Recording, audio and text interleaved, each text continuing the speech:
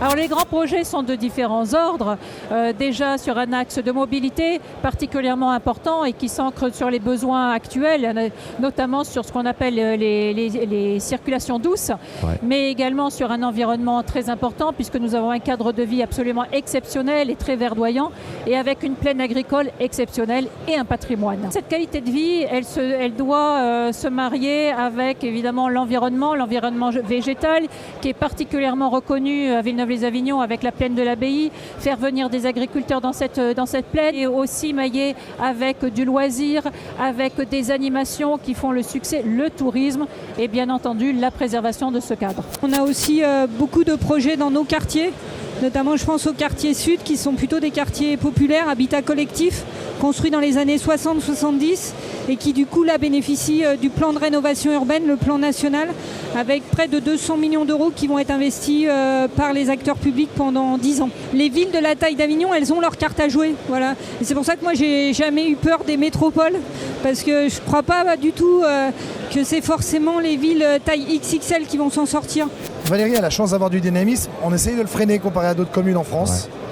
On essaye de limiter notre population, ce qui est très compliqué, pour avoir un équilibre urbain, environnemental et agricole. On travaille avec nos voisins à travers notre intercommunalité, la communauté de communes du Genevois, qui nous permet d'avoir des moyens mutualisés. Assainissement, eau, on en parle avec NGE, on a travaillé avec eux. C'est aussi mutualiser des services de santé, dernièrement avec notre maison de santé intercommunale qui regroupe 27 professionnels de maison de santé, l'arrivée d'un collège, des infrastructures aussi routières, des modes doux. On essaye de limiter la voiture au maximum.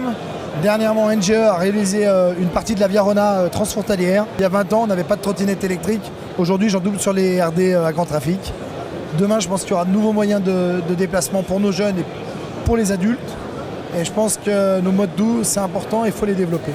C'est un projet de rénovation complète de nos écoles, puisque c'est une compétence de notre commune.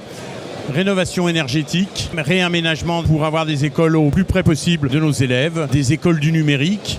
La proximité, c'est le premier enjeu d'une petite ville de 25 000 habitants, même si ça peut paraître important, c'est d'être au contact de chaque habitant, de pouvoir les recevoir quand ils ont un problème, de pouvoir s'occuper de leurs problèmes, et puis d'anticiper même les problèmes que peuvent avoir les habitants. C'est ça qui est exaltant, c'est d'être toujours en avance sur les projets.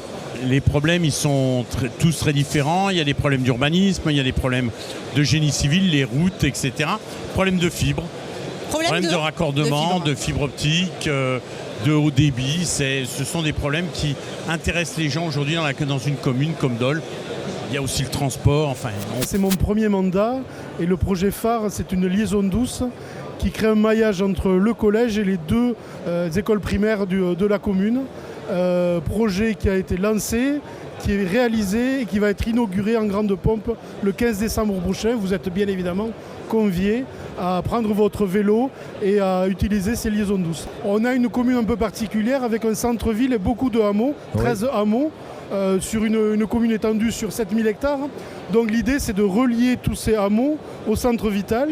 Et pour ça, on a besoin de liaisons douces et on a besoin d'NGE.